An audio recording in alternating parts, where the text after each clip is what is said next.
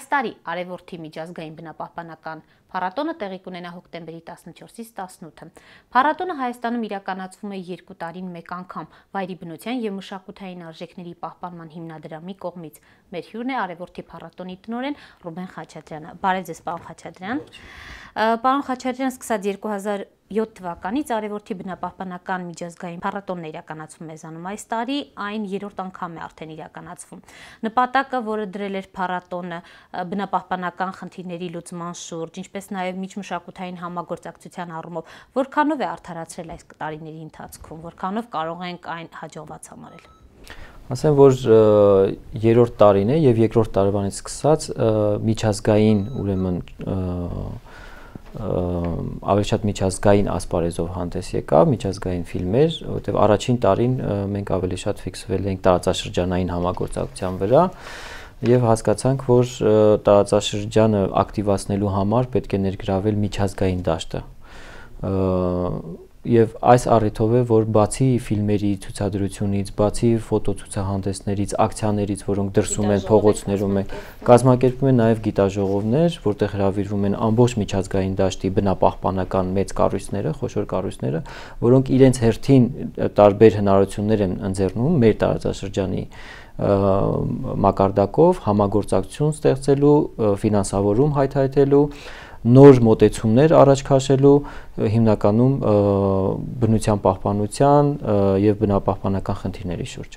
Ըստ էության բնապահպանական խնդիրները մեզանում ամենաակտուալ խնդիրներն են եւ նախաձեռնություններ են ստեղծվում եւ տարբեր կազմակերպություններ են այս առումով փորձում աջակցել։ Ձեր հիմնադրամը որ խնդիրներ են առաջնային համարում այսօր, որոնք են ամենախոցելիները ըստ ձեզ։ Եվ ինչ կքննարկվի գիտաժողովի ընթացքում, արդյոք կբարձրաձայնվեն։ Բնապահպանական խնդիրները ոչ միայն հայկական կամ հայաստանյան խնդիր են, դա գլոբալ համաշխարհային խնդիր է, մարդկության առջև դրված եւ ամենալուրջ խնդիրներից մեկն է։ Եվ մեր փառատոնը նպաստելու է, որպեսզի Հայաստանը եւ հայ իրականությունը անմասն մնա այդ գործընթացից հասկանալու համար իր տարածաշրջանում, իր երկրում արկա խնդիրները եւ դրանց լուծման ճանապարհները։ Այսինքն դա կոնկրետ մարդկության խնդիր է այսօր դրված, ու այդ խնդիրը շատ կոնկրետ է, որովհետեւ դա զգում ենք մեր շրջակա միջավայրի փոփոխություններով, ազդեցությունը մարդու վրա, առողջության վրա եւ իհարկե բոլորս ցանկանում ենք, որ վաղվա մեր օրը մեր երեխաների համար լինի ավելի առողջ, ավելի կայուն, բայց դրա համար պետք է գործել այսօր։ Այդ ինֆորմացիան, որը մենք բաց ենք թողել, սկսած սովետական շրջանից, նաև անկախության շրջանում, հա, այդ բաց թողումների արդյունքն է, որ ինչ որտեղ մեր հասարակությունը լավ չի գիտակցում բնապահպանական խնդիրը դա ինչ է։ Եվ փառատոնը գալիս է նրա համար, որպեսզի ինֆորմացիա տրամադրի ամբողջ աշխարհից ծաղկաքաղ արած ֆիլմերով, լավագույն ֆիլմերով, մրցանակակիր ֆիլմերով, բացի դրանից կազմակերպում են մի շարք ակցիաներ եւ գիտաժողովներ, ինչպես նաեւ ընդգրկելով հասարակության տարբեր շերտերին, սկսած դպրոցականներից ուսանողներին, այս տարի ասեմ, որ ուսանողների համար դրամաշնորհ է սահմանված մեր գործընկեր Վիվասել MTS-ի աջակցությամբ լավագույն ուրեմն հետազոտական ուրեմն պրոյեկտի համար կոնկրետ պրոյեկտներ են դրանք, գործող պրոյեկտներ են, ինչպես նաև դրամաշնորհ է սահմանված հասարակական կազմակերպությունների համար, մեր հայկական կազմակերպությունների համար, որոնք պետք է լավագույն ուրեմն գիտական աշխատանքը վայրի բնության պահպանության համար ներկայացնեն։ Արդեն քանի հայտ ունեք ներկայացված։ Գրեթե շուրջ քանի ուսանող է մասնակցելու։ 10 հայտ է ներկայացված հասարակական կազմակերպություններից, ուսանողականը ավելի շատ է իհարկե, որովհետև պետական համալսարանն է ներգրաված, ամերիկյան համալսարանն է ներգրաված։ Այդ առումով դաշտում արդեն փոփոխությունները նկատվում են, արդեն 3-րդ փառատոնն է, այսինքն 6 տարի է մենք ինչ գործում ենք, երբ որ առաջին փառատոնի ժամանակ հարցը բարձրացրեցինք պոլիէթիլենային տոպրակների շուրջ եւ փառատոնի օրերին 4 օր շարունակ տարբեր ուրեմն սուպերմարկետներում անվճար բաժանվում էին թղթի տոպրակներ, վրան գրված ուրեմն բնապահպանական կարգախոսներ։ Հա, այն ժամանակ շատերը ուշադրություն չեն դարձնում։ Արդեն անցավ 2 տարի, զգացինք, որ փոփոխություն կա դաշտում, անընդհատ, որովհետեւ մի խնդրի լուծման հասնելու համար պետք է շատ ինտենսիվ, համակարգված, հետևողական աշխատանք տանել։ Դուք ասում եք փոփոխություն նկատելի է, հա, բայց վերջին տարիներին բնապահպանները առավել շատ են ահազանգում երկրում տեղի ունեցող բնապահպանական աղետի մասին։ Երևանն է ավելի վտանգված, մարզերում Գորիս, Կապան, այդ տարածաշրջանն է ավելի խոցելի այսօր։ Որքանով ենք առհասարակ կարողանում պայքարել հանքարդյունաբերության դեմ, որը կարծես թե բնապահպանության ամենամեծ աղետն է այսօր։ Ասեմ, որ այդ թևը, որը որ հանքարդյունաբերությանն է վերաբերվում, ոչ միայն Հայաստանի տարածաշրջանի եւ ամբողջ աշխարհի ամենամեծ խնդիրներից մեկն է, որտեղ այդտեղ հետաքրքրությունների բախում կա եւ լուրջ բախում կա։ Այդտեղ պետական շահերը ինչ որտեղ խեղաթյուրված են այդ իմաստով, որովհետև կայուն հիմք չեն դրանք ապագայի արդյունավետության աշխատանքի։ Շատ հրաշալի ֆիլմերի ծրագիր առանձին թեմայով այս տարի մենք ուրեմն գնում ենք տարբեր կառույցներ, ինստիտուտներ, համալսարաններ, ինստիտուցիոնալ համակարգեր, որտեղ որ ցուցադրելու ենք հանքարդյունաբերությանը ուղղված խնդիրների շուրջ ծավալվելով, ֆիլմեր ցուցադրելով, մասնագետներ հրավիրելով, ասեմ, որ մի դեպքում է հնարավոր հաջողության հասնել, դա համախմբված եւ համակարգված աշխատանքն է հասարակական կազմակերպությունների եւ ոչ միայն հասարակական, այլ քաղաքացիների հասարակության եւ հասարակությանը ընդգրկելու այդ process-ներին Այս ուրեմն հենց նպատակն է իր արժև դրել փառատոնը արևորթի, որպեսզի հանրությանը տեղեկատվություն տա եւ փորձի այդ տեղեկատվության միջոցով նաեւ ներգրավել, ներքաշել այդ process-ներին։ Այսինքն ինչքան շատ մարդ դուրս գա պայքարի եւ զգա բնապահպանության կարեւորությունը, այնքան արդյունքները նկատելի կլինեն։ Իհարկե, եթե անհատ քաղաքացին իրազեկ է, հասկանում է խնդիրը, հասկանում է իր ամբողջ ծավալով եւ նշանակությամբ, ինքը պատրաստ է գործել։ Երբ որ գործի, մարդը համախմբված գործի, այն ժամանակ, որտեվ դա հասարակական կազմակերպությունների խնդիրը չի միայն։ Հասարակական կազմակերպությունը նաև ոչ թե պետք է արձագանք բարձրաձայն խոսեն դրա մասին, այլ նաև հնարքներ կիրառեն, ինչպես հասարակությանը մոտեցնեն այդ խնդիրների լուծմանը, ներգրավեն process-ին։ Միայն այդ դեպքում է հնարավոր հաջողության։ Այս տարի Արևորթի 2011-ի շրջանակներում կանցկացվի նաև միջազգային գիտաժողով Հարավային Կովկասում քաղաքացիական հասարակության եւ մասնավոր հատվածի դերը բնության պահպանության գործում թեմայով։ Մեզանում վերջին տարիներին քաղաքացիական նախաձեռնություններից շատերը հենց ուղղված են բնապահպանական խնդիրներին, սակայն մասնավոր սեկտորը կարծես անտարբեր է, ավելին բնապահպանությունը չի հասնում գիտակցական մակարդակի։ Մասնավորին ինչպես կարելի է ներգրավել այս process-ներում, գիտաժողովներում ու իսկապես բիզնեսից կարևոր առողջության խնդիրը բարձրաձայնելու ի վերջո։ Ինչ աշխատանքներ են իրականացվում այս առումով։ Ասեմ, որ ի վերջո նույն բիզնեսը կարող է ավելի շատ շահել, երբ որ ինքը բնապահպանական գիտակցության ինչ որ բարձր աստիճան ունի, մատուցելու իր արտադրանքը, իր process-ները ճիշտ ձևով կարգավորելու, այնքան մեծ հնարավորություն ունի ավելի շատ գումարներ, նույն համաշխարհային բանկն է կամ մյուս ռեսուրսներն են, որ կարողանա օգտագործի, կարողանա, որտեղ այսօր կան ստանդարտներ համաշխարհային եւ բիզնեսի շուկան Հայաստանով չի սահմանափակված եւ եթե ուզում են իրոք զարգացնել կամ այնպես անել, որ իրենք նույն հանքարդյունաբերությունում իրենց արտադրանքը գնվի, ապա պետք է պահպանեն այդ ստանդարտները։ Եվ մեր նպատակներից մեկն է նաեւ որպես թե հիմնադրամ, թե որպես փառատոն ստեղծել այդ դաշտը համագործակցության, որպեսզի բերենք այդ եզրերը եւ փորձենք համագործակցություն իրականացնել։ Ասեմ, որ փոքր քայլերով, բայց մեզ հաջողվում է հասնել արդյունքի, արդեն այսօր կառույցներ կան, ովքեր օգտագործում են էկոլոգիապես մաքուր 100%-անոց վերամշակված թուղթ, որը հիմա ձեր ձեռքին է, բայց դուք գիտեք, որ այս թղթի համար ծառեր են հատվում։ Եվ լինելով կառույց, որը որ պատասխանատվություն է կրում էկոլոգիապես, հա, ճիշտ ուղղություն ընտրելու, դու արդեն մտածում ես, արդյոք ես գնեմ 100%-անոց վերամշակված թուղթ, որի արդյունքում ծառեր չեն հատվել։ Այսինքն բաներ կա, որոնք պետքա ճիշտ մատուցել, որպեսզի եւ տալ հնարավորություն ընտրության։ Եթե կա ընտրության հնարավորությունը եւ կա ինֆորմացիան ճիշտ, ապա կառույցը ինքը կարող է ճանապարհ ընտրել։ Այսօր մեր դաշտում բացակայում է այդ ընտրության հնարավորությունը։ Պետք են նույն հասարակական կազմակերպությունները կամ նույն հիմնադրամները, որոնք որ աշխատում են այդ ուղղությամբ, պետք է տան այդ հնարավորության գաղափարները, այդ հնարավորությունները տան, որպեսզի դաշտում ստեղծվի նաև հնարավորություն ուղղություն ընտրելու։ Իսկ ով է առհասարակ լսողը, ինչպես ուզում են, այնպես էլ վարվում են բնության հետ։ Անտառպոակների տնօրենների հետ հանդիպման ժամանակ ասում են մեզ մոտ ծառեր չեն հատվում, կամ սանիտարական հատումների անվան տակ իսկապես այսօր մեզանում մեծ ծառահատումներ են իրականացվում։ Ինչպես պետք է դեմն առնել այս ամենի, եթե անգամ լինի դրա գիտակցումը։ Դեք երկակի ստանդարտները ամեն տեղ են գործում, բայց մենք փորձում ենք մեր օրինակով ապացուցել, որ հնարավոր է նմանատիպ համագործակցություն, հնարավոր է պահպանություն լիարժեք, եւ մենք միակ այսօրվա դրությամբ կառույցն ենք, լինելով հիմնադրամ, հասարակական կազմակերպություն, ներգրավելով նաեւ ուրեմն մասնավոր սեկտորին, պահպանում ենք բավականին մեծ տարածք իրականացնելով պահպանություն ամբողջական եւ արդեն տարի եւ կես անցնելուց հետո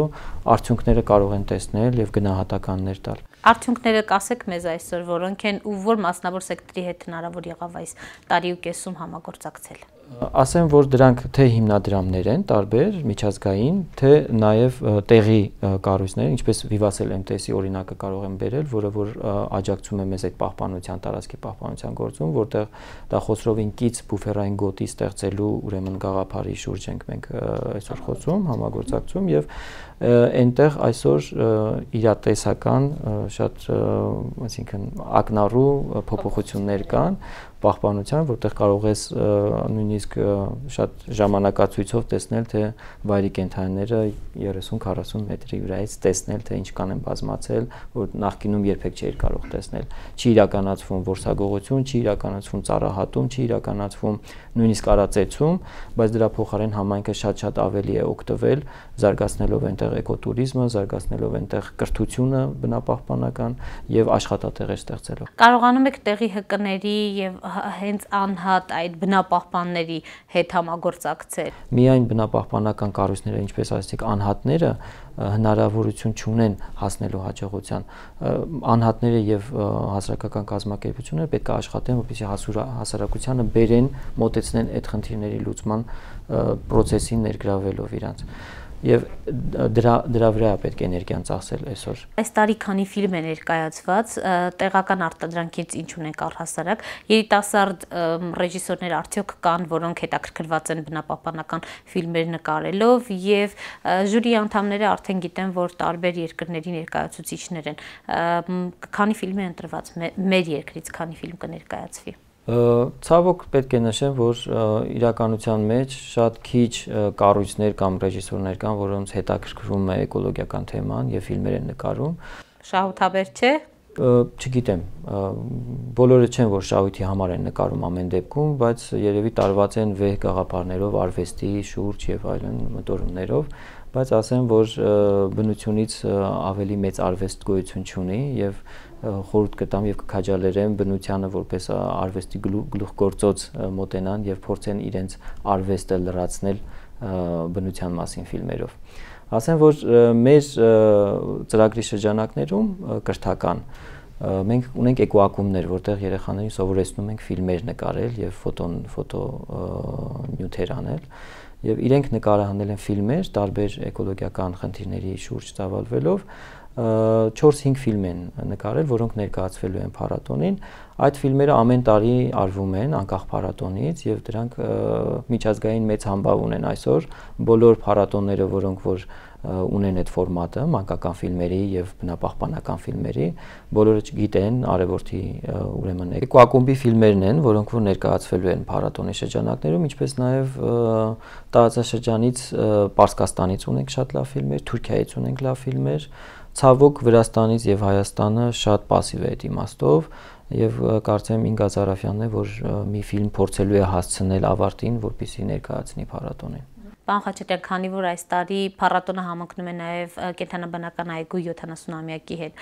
ինչ միջոցառումներ եք ներկայացնելու համատեղ։ Ասեմ, որ ուրախ եմ, որ փառատոնը հնարավորություն ունի ծառայելու նաև կենդանաբանական այգուն եւ իր միջոցառումների շարքում նաև ներգրավել ենք մի շարք ուրեմն նախաձեռնություններ նվիրված Երևանի կենդանաբանական այգու 70-ամյակին։ մի քանիսը կարող եմ թվարկել, որպեսզի ավելի հետաքրքրությունը մեծանա։ Այս պահին արդեն հրավիրված են մի շարք ուրեմն քանդակագործներ, որոնք Հայաստանում են արդեն եւ աշխատում են կենդանաբանական այգում։ Դա քանդակագործների սիմպոզիում է,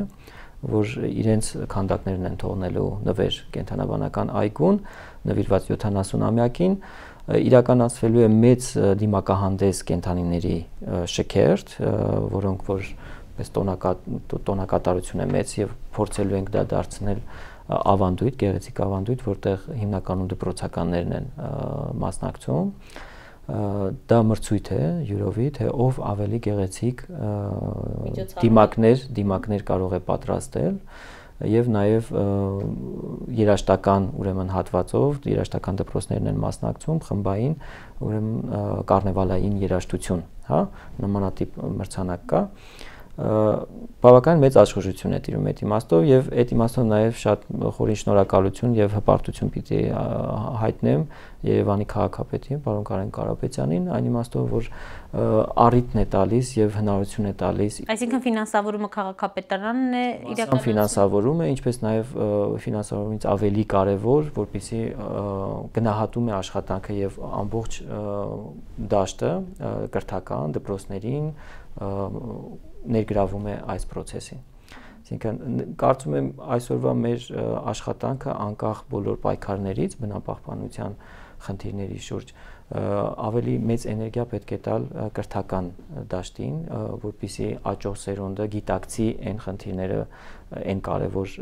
բնապահպանական ուրեմն խնդիրները, որոնք որ մենք ժամանակին չենք գիտակցել կամ մեզնից վերև սերունդը չի գիտակցել։ Այսինքն միակ լուծումը իրականության մեջ վերջնակետը դա լուրջ կրթությունն է, կրթություն, որը կստեղծի հասարակություն այլ արժեքներով։ Արժեքային համակարգի ստեղ խնդիր կա լուրջ եւ այսօր իրոք ուրախ եմ որ մենք առիթը ունենք ստեղծելու այդ արժեքային համակարգը, այն արժեքային համակարգը, որը կնվազեցնի թե էկոլոգիական խնդիրները, թե բնապահպանական, թե սոցիալական հարաբերությունների խնդիրները։ Ժամանակը այդ առումով դանդաղ չի ընթանում, նկատի ունեմ մինչև այ կրթական process-ը ընթանա, ծառեր են հատվում, հանքեր են շահագործվում։ Գիտեք, ժամանակը, այսպես ասենք, եթե մարդկության ժամանակի վերջը եկել է, անկախ նրանից մենք ինչքան շտապենք թե չշտապենք, բնությունը իր գործը կանի, այնպես որ կարող ենք արագացնենք այդ process-ները, բնությունը վերջնականապես ջնջի։ Ամեն դեպքում արագացնում ենք, այսինքն բնության հետ իհարկե խաղել չի կարելի խաղալ եւ կատակներ չի կարելի անել, այդ իմաստով շատ նուրբ է այդ ամեն ինչը։ Միակ բանը, որ իհարկե այսօր աշխարհը իր առաջին հարթակին է դրված բոլոր շերտերով, դա էկոլոգիական կրթությունն է։ Հայաստանը պետք է վերցնի օրինակ այն երկրներից, որտեղ դա արդեն իրագործվում է։ Միջազգային տարբեր կազմակերպություններ, առհասարակ արտերկիրը, տարածաշրջանը որքանով են ներգրաված փառատոնին։ Այս տարի մասնակցելով փառատոնին յուրաքանչյուր ոք կզգա, թե ինչքան է կարևոր այդ համագործակցությունը, որովհետև համագործակից կառույցները, որոնք որ այսօր գալու են Հայաստան փառատոնի շրջանակներում, ոչ միայն ֆինանսական ներդրումների մասին է խոսքը, այլ նաև այդ գաղափարական գիտելիքների մասին է խոսքը եւ այդ համագործակցության կայացման մասին է խոսքը, որը շատ կարևոր է տարածաշրջանի համար։ Տարածաշրջանը կաղում է այս առումով եւ որ երկրներն են, որ եկել են արդեն հասել այդ բարձր գիտակցության։ Եվրոպական երկրներն են, արևմուտքն է։ Իհարկե արևմուտքն է առաջին հերթին, բայց տարածաշրջան ասելով ես Հարավ Կովկասը կոնկրետ նկատի ունեմ, դա Թուրքիան, Պարսկաստանը, Ռուսաստանի հատվածը, Վրաստանը, իհարկե Ադրբեջանը բացառում եմ, որովհետև ոչ մի տեսակ համագործակցություն հնարավոր չի իրենց հետ, նույնիսկ չեն էլ հետաքրքրված։ Այսինքն դուք առաջարկում եք, սակայն փառատոնը բաց է բոլոր երկրների համար, այսինքն տենց չկա, որ մենք ֆիլմ չենք ընտրում կամ նույնիսկ ասեմ, որ առաջի փառատոնի ժամանակ հաղթող ֆիլմը ճանաչվեց ադրբեջանա-չեխական ուրեմն co-production, համատեղ ուրեմն ֆիլմը, որը խնդրի մասին էր Բաքու քաղաքի եւ նավթի արդյունաբերության հետ կապված թափոնների եւ ֆիլմը առաջի տեղը գրավեց, այսինքն այդպիսի բան չկա խտրականություն, որ այս երկրից ֆիլմ չենք վերցնում։ Անցյալ տարի էլ ինչ ֆիլմեր կային մեզանում, որ հաղթեցին։ Ժյուրին ասեմ, որ դա շատ Անաչառ ժյուրի է։ Անաչառ եւ միջազգային ժյուրի է, տարբեր հեղինակավոր կառույցների ներկայացուցիչներ, փառատոնների, այս տարի գալիս է Ֆլոստոնը, շատ հայտնի ուրեմն փառատոնի ղեկավար, Վաշինգտոնի գալիս է Միացյալ Նահանգների ամենահայտնի բնապահպանական փառատոնի ղեկավարն է։ Այդ իմաստով շատ հաջողություններ ունենք։ Նորից եմ կրկնում, միակ ցավը, որ պետք է արտահայտեմ, որ թե Հայաստանում, թե տարածաշրջանի մյուս երկրները, այսինքն մոտ երկրները, Վրաստանը, Թուրքիան, բնապահպանությանը առնչվող շատ քիչ ֆիլմեր են արտադրում իրականության մեջ։ Եվ վերջին մի հարց, պարոն Խաչատրյան, վերջին օրերին ամենաշատ քննարկվող թեման թռչկանի, ջրվեժի հետ է առնչվում, հա, այնտեղ ուզում են հեկ կառուցել եւ ձեր հիմնադրամը արդյոք տեղյակ է եւ որևէ աջակցություն կազմակերպություններին ցուցաբերում է թե ոչ։ Այդպիսի խնդիրներ չկան, որ այսինքն դաշտը այնքան նեղ է եւ բոլորը իրար հետ համագործակցում են, այդպիսի խնդիրներ չկան, որ անտեղյակ լինենք։ Համագործակցությունը հետեւյալն է, անդադ հետևում ենք, թե ինչ process-ների մեջ է, բայց քանի որ լինելով հիմա փառատոնային այս աժոտաժի մեջ, հա, այս պահին իհարկե ոչ մի կոնկրետ գործողություն չեն կարող առաջարկել։ Իսկ ձեր դիտարկումները տեղում հեկ կառուցելու վերաբերյալ։ Գիտեք, ընդհանրապես հեկերը կառուցելուց առաջ շատ խորը պետք է ուսումնասիրություն անել եւ ոչ մի հեկ այսօրվա դրությամբ Հայաստանում այդ հետազոտությունը չի արվում։ Նույնիսկ Խոսրովի արգելոցում կան հեկեր, որոնք որ շատ քչերն են տեղյակ, որոնք որ շատ վնաս են կենսաբազմազանությանը այնտեղ եւ նույնիսկ չեմ կարծում, եթե Խոսրովի պետական արգելոցում է նման իրավիճակ, ինչի մասին է խոսքը, եթե դա նույնիսկ դուրս է ինչ որ նույնիսկ հատուկ պահպանվող տարածք չի։ Այս իմաստով ձեզ հրավիրում եմ դիտելու մեր երեխաների նկարած ֆիլմը Սևանի մասին, որը ճամփորդություն է 3 օրվա ամբողջ Սևանի շուրջ գյուղերով, տարածքներով, որտեղ նաև կա հեկի մասին խնդիր, հա, գյուղերից մեկում, որոնք փորձել են բացահայտել, թե ինչ խնդիրներ կան, այդ իմաստով աշխատանք տարվում է։ Քանի երեխա են թվով էկոակումբներ հաճախ։ Մինչև հիմա ասեմ, որ ու քանի տարեկանից 2006 թվականից դրանք 12-ից մինչև 17 տարեկան պատանիներ են, որոնք որ արտադասարանային կրթություն են ստանում իրականում, եւ 2006 թվականից մինչև այսօր շուրջ 5000 երեխաներ անցել են էկոակումբի դասընթացներով։ Այսինքն մի քանի տարի հետո մենք կարող ենք ասել, որ եկող սերունդը ունի բնապահպանական, ընդհանրապես էկոլոգիայի նկատմամբ այլ մոտեցում։ Ձգտում ենք դրան։ Շնորհակալություն։ Ձեզ եմ շնորհակալ։ Հիշեցնեմ, որ մեր հյուրն էր Արևորթի փառատոնի տնօրեն Ռուբեն Խաչատրյանը։